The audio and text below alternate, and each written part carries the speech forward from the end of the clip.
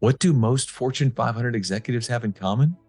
After more than 100 episodes recorded with those very executives from companies like Disney, Amazon, Netflix, Cigna, and Google, the answer is clear. They learned lessons in leadership from the fields and courts of their high school and collegiate sports teams. Some of our guests' athletic experience earned them a place in their sports Hall of Fame, like Chick-fil-A Chairman Dan Cathy. Some hung up their cleats after high school, like Delta Airlines CEO Ed Bastian, while others, like Condoleezza Rice, claimed they were terrible in their sport. But no matter their skill level, they have all told me that being a part of a team taught them lessons they still use as leaders today. In partnership with Maxwell Leadership, I'm your host, Don Yeager, here to give you an all-access pass to genuine, authentic, fireside chat-like conversations with today's business icons so that you can create powerful, positive change in your own organization. This is Corporate Competitor Podcast.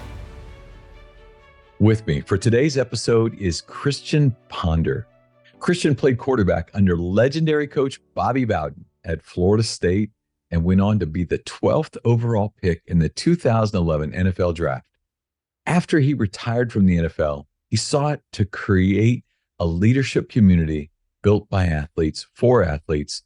And in 2022, he founded The Post alongside former Under Armour president, Justin LaRose. Today, I'm excited to talk to Christian about how to build community, camaraderie, and culture within your organization. Forever athletes. Don't stop being an athlete. Don't ever shed that part of yourself. It's an asset. Be an athlete in business. Rely on that athlete operating system as a leader in business.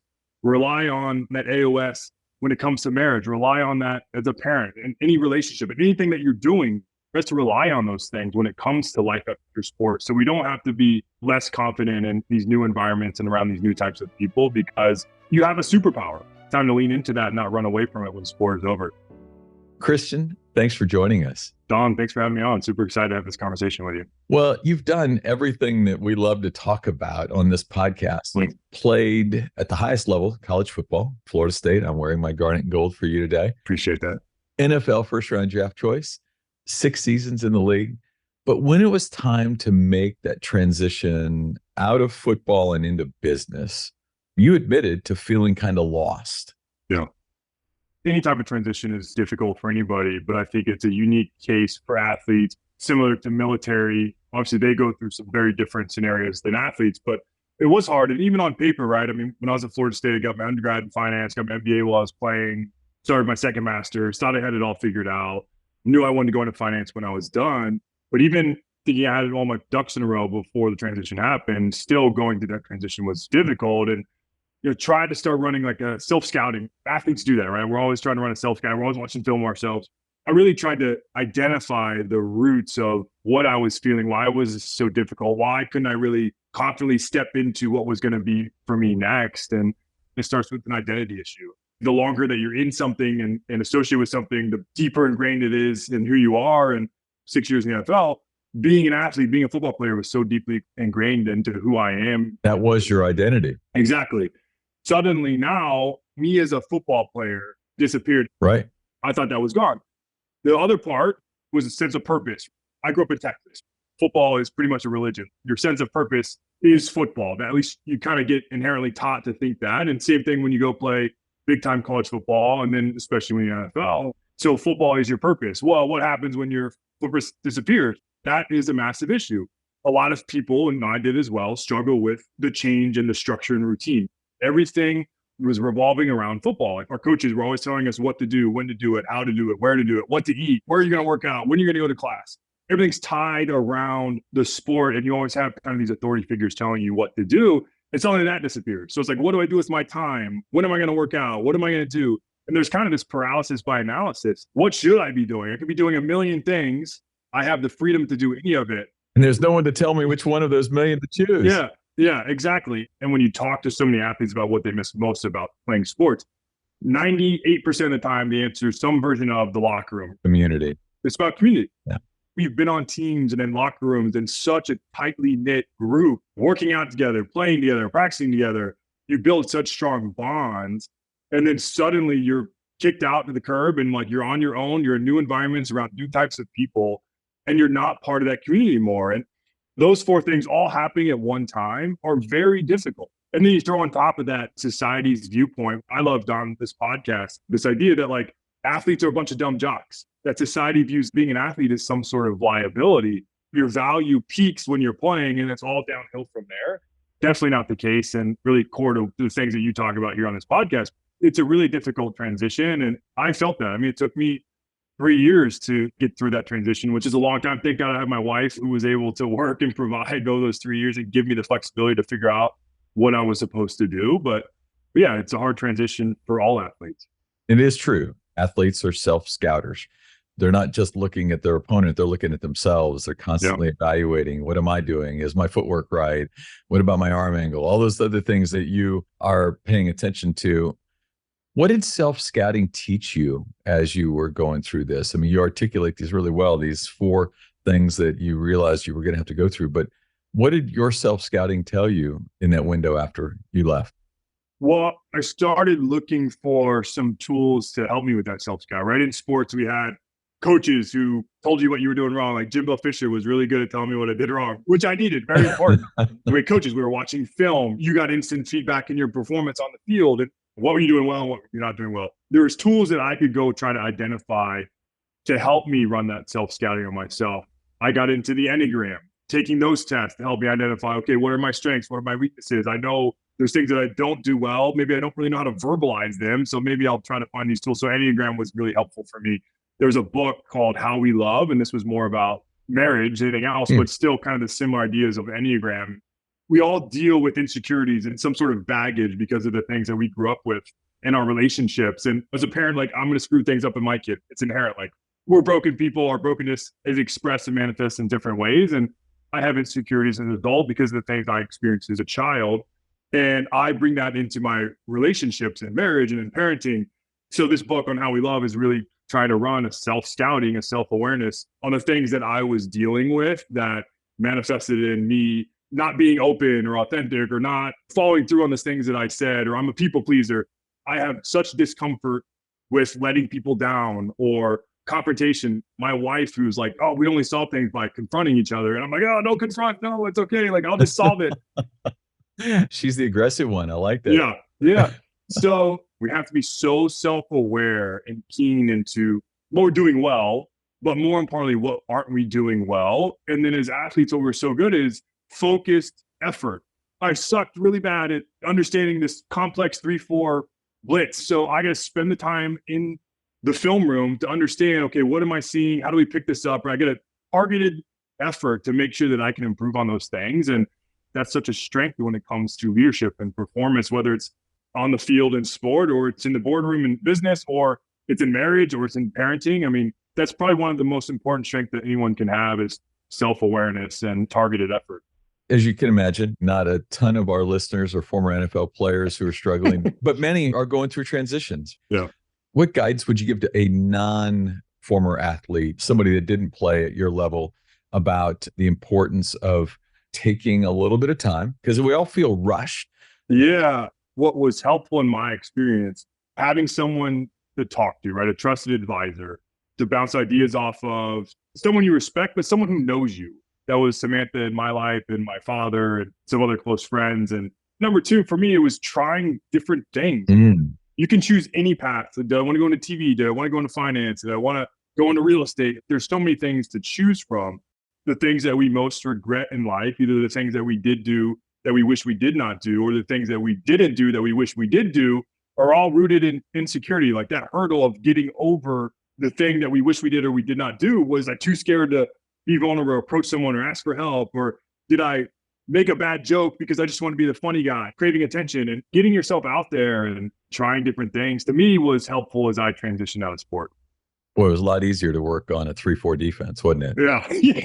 Yes, it was. Yes, except getting hit didn't feel good. That's true. Yeah. So pretty early, you realized that that fourth piece of what you were missing was this community So you kind of wanted to create that community. Former athletes could network, thrive together. One of the stories that I read, you said as an athlete, you're really good at turning your failures into motivation. Yeah. How do you do that? What advice would you give to us who are going to fail in other things? Failure is an inherent part of sport, and it's an inherent part of life. Failure is going to happen to all of us, unless you're doing something wrong and you're being way too conservative with your life and you're playing it safe at all times. But even then, failure is going to happen. Right. We just know that that's part of it. What are you going to do about it is the next step. If we look at baseball, if you fail 7 out of 10 times at the plate, you're in the Hall of Fame. You're in the Hall of Fame. It's a part of sport. Yeah. We often ask here at the Post, like when we talk to people or prospective members or as we hire people, do you love to win or do you hate to lose? I hate to lose because I almost have the expectation that I'm going to win. I think about, I lost because of these failures or these mistakes. Having those feelings of hating to make those mistakes, what am I going to do to make sure that it doesn't happen again? Instead of crumbling and be like, oh, I failed, it sucks. As an athlete, you knew, all right, we lost game 3. I threw 3 picks. It was not good. Well, game 4 is coming up next week. Right. So I can't dwell on the failures. And same thing in business. I didn't close that sales call. We lost that lead. Okay, whatever. What did I do wrong to make sure that that sales call that's coming next week, I'm going to be better prepared for it and execute, in a better version of that experience or that deliverable than I did last time. It's going to happen. So what are you going to do? Are you going to make it a waste and not learn anything from it? And you're going to dwell on it and it's going to affect the next call or the next game or whatever? Or are you going to turn it into a strength and a learning opportunity and make sure I had that experience? It wasn't a good feeling, but I learned a lot and I turned that failure into a strength that's going to make me better for the next time. And that's what great athletes are really good at. And that's what I've learned through sport that is applicable to any part of life. Absolutely. If I make a mistake in marriage, all right, what did I do wrong? How do I make it better? Which my wife wishes I did more of that. It's applicable to all areas of life. Michael Jordan once said to me, a loss is not a failure until you make an excuse. Yeah. Unfortunately, most people, they don't build from their failure. Yeah. But you eventually arrive at the Post. It's a private membership organization where forever athletes continue to build their leadership skills in other areas of life. Yes. I had been on locker rooms and in teams surrounded by athletes since I was a kid. And those people are the people that I get along with best and who I enjoy being around the most. What's unique to that environment is the high density of people who are defined by that competitor side of themselves, the ambition, the work ethic, the grittiness, the competitiveness, the self-accountability, the drive, the commitment.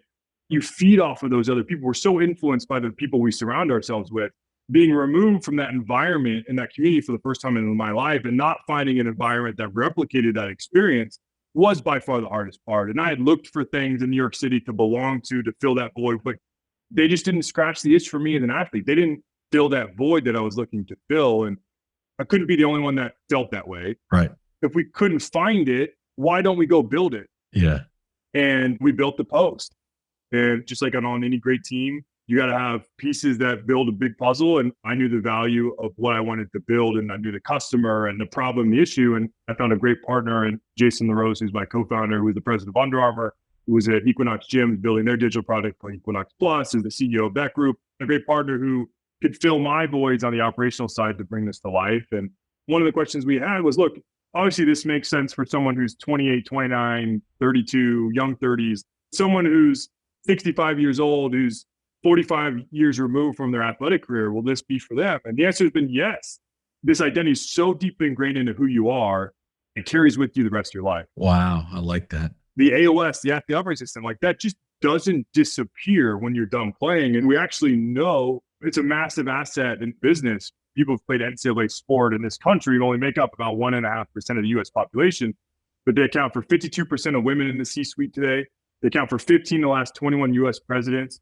They account for an outsized number of Fortune 500 CEOs. That's a tremendous outperformance by this group because of that competitive nature, right? And the things that we've learned in sport, these intangibles that sports develop in you. I don't think it ever leaves you. It just creates such strong boundaries for a community to be a part of. And we've seen that time and time again as we've really built this over the last 3 years, which has been really cool to see. I always say this, I built this selfishly for myself. I wanted to be a part of the locker room again. And I wanted to be in this community again. And thank God that other people have felt the same way to be a part of it. Otherwise, we probably wouldn't be having this conversation right now. Hey, that's the key to entrepreneurship. Yeah. Find a hole in the universe and go fill it. So don't stop being an athlete. Like, forever athletes. Don't ever shed that part of yourself because it's an asset. Be an athlete in business. Rely on that athlete operating system as a leader in business. Rely on that AOS when it comes to marriage. Rely on that as a parent and any relationship and anything that you're doing. You have to rely on those things when it comes to life after sport. So we don't have to be less confident in these new environments and around these new types of people because you have a superpower. It's time to lean into that and not run away from it when sport is over. I love it. That's a great phrase. One soft skill you've acquired is the art of interviewing. I loved your podcast, the fireside chat that included Will Ahmed, founder of Whoop, picking the brains of successful business people, including Will.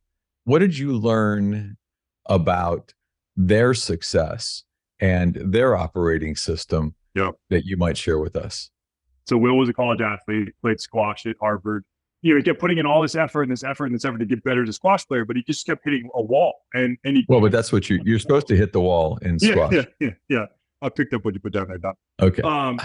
He plateaued in his performance. So he became deeply obsessed with this problem, this lived experience for him. And he's like, I have to solve this. So this was the origin story of Whoop, because he realized the importance of, effort's great, but if you don't balance effort with rest, then you will plateau. We started creating this wearable. Okay, how do I track my effort and my output and also balance that with the input of rest and sleep? Can we attach a number to that? And then how do we track it? And can we make it a wearable? And that's how Whoop came to life. And now is a tremendous business. A big problem that we build a business around like what Will did with Whoop, or maybe it's a small problem, a part of a bigger business. And you're like, all right, I got to deeply get obsessed with this problem to solve it, to get past that hurdle that we're experiencing from a business performance standpoint, or even a personal standpoint. And then having this targeted effort, just like we did as athletes, to improve and solve the problem. Right. But a lot to learn from a lot of people. I think we can learn from everyone. Isn't that the best part about interviews? It is. It's great. If you come open to learn, it's amazing. Yeah. One of the soft skills you talk about in this athlete operating system is this idea of projecting confidence, especially as a quarterback. Yeah. Sometimes there's kind of almost a fake it till you make it sense that some people have. What advice would you give to people who are struggling a little bit with confidence when maybe things aren't going well? Preparation is what breeds confidence. You have to prepare so you can step into that environment, that competition, that sales call, that interview a lot more confident. If you step into space and you're confident and you do well, that breeds more confidence. It's all about preparation. It goes back to that targeted effort. Yeah. We're going to go do some fundraising for the post here in the next 6 months. We have to prepare.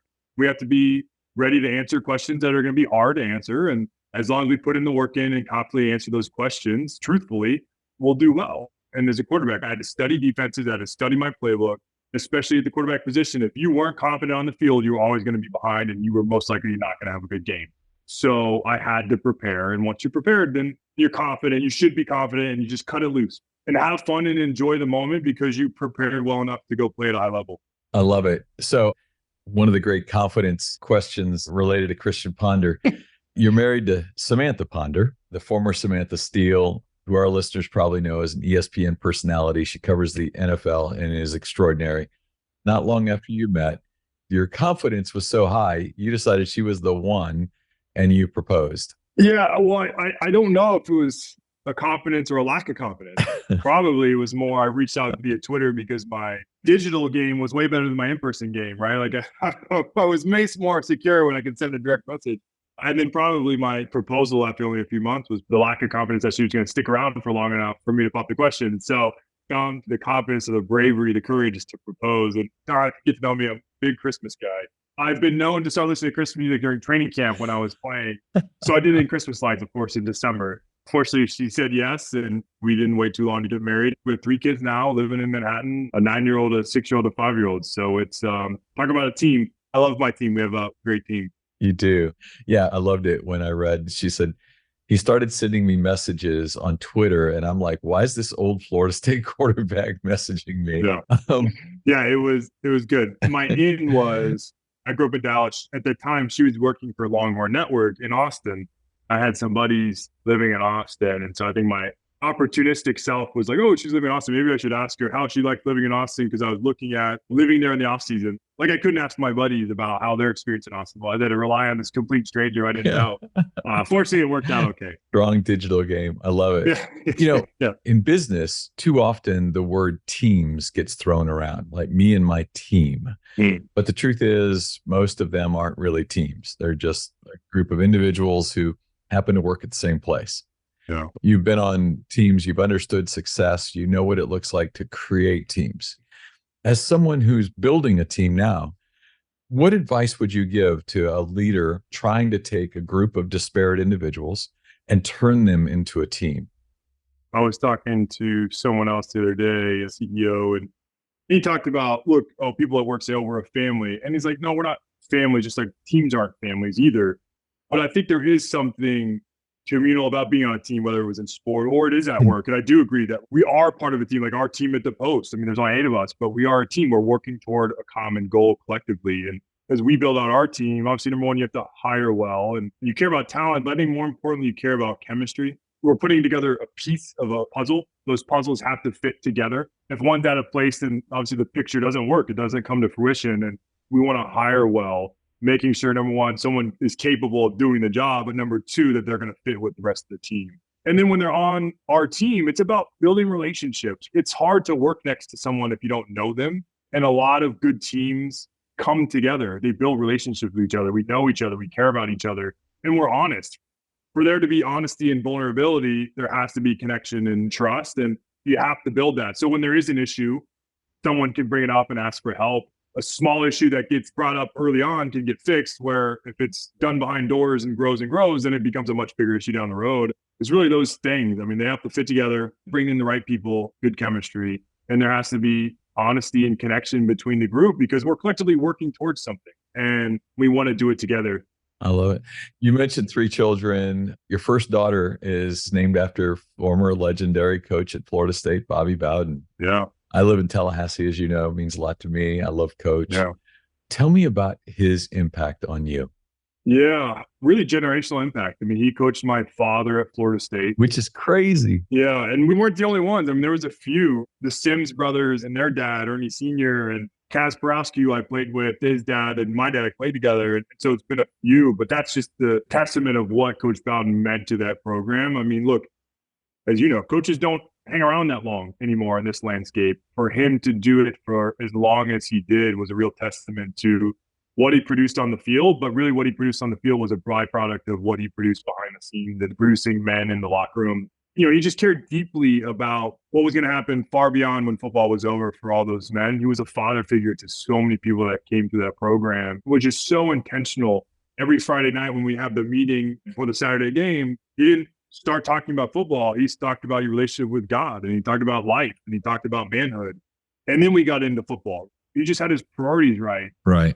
My dad was the first one in his family to go to college, and it was because of the opportunity that Coach Bowden gave him to go play football at Florida State. I mean, he grew up in Cairo, Georgia, not that far north of Tallahassee in rural Georgia, and I had that opportunity that gave him the ability to get out of Cairo and get a college education, played professional football for a couple of years, and did well in business. I was born in Tampa. We moved to Dallas when I was 5 for a business opportunity that my father had, and he learned a lot through Coach Bowden. I just remember when I started playing football in 7th grade, my dad had a reunion for one of his teams, and I went to Tallahassee, and we did a Friday night dinner. And Coach Bowden came to the dinner, and my dad introduced me and told him, hey, you know, my son's playing quarterback for their middle school team. And I grew up a Bobby Bowden fan. Coach Bowden grabbed me by the right arm. He said, well, maybe one day we could use this arm. Boy. Ever since then, I was dead set on going to Florida State, and was just really blessed with the opportunity to actually go live out that dream and play for Coach Bowden and be there as last year, and even having such a great time with Jimbo too, who from a football standpoint had such a major impact on how I played as a quarterback, and really owe it to those 2 guys that I had the opportunity to go play in the NFL. You know, it was an interesting transition there. They actually picked the leader a couple of years in advance. Jimbo was actually selected, and there was this knowledge that that was going to transfer. What was that like, and what lesson did you learn? When Coach Bowden was ending we didn't have to deal with that uncertainty. There was a level of consistency that stayed there, especially because I had such a great relationship with Jimbo and thought he was a tremendous coach and he deserved that opportunity. And obviously went on to win the national championship, and testament to my skills as a quarterback. I mean, the team only got better when I left. They won the ACC championship and they won a national championship after I was gone. But if I'm someone in Coach Bowden's position, maybe I would say, hey, that 2009 season is going to be my last season. Let's name Jimbo the head coach because he's going to take over 2010. I don't know how that went down, but I can see from a standpoint of like handing someone a timeline and then telling you this other guy's the CEO in waiting. And yeah, it didn't affect us at all. That's great. So tell me, for those who might be listening, who do fit the demographic of what the Post is trying to do, where can they learn more and how can they grow into your community? Yeah, so our community, the Post, is for anyone that played at least NCAA sports. So college, former college, professional, or Olympic athletes, and current active professional athletes as well. You can learn more at www.thepost.co.co. And there's more information there. And you can find me on LinkedIn or Instagram or whatever. And always happy to talk more about what we're doing for anyone that's interested. Christian Ponder, it was great getting a chance years ago to just sit in the stands and enjoy your time at Florida State. Thank you so much for joining us, teaching us some lessons, and being a corporate competitor. Thank you, Don. I really enjoyed our conversation. Thanks for having me on. Okay.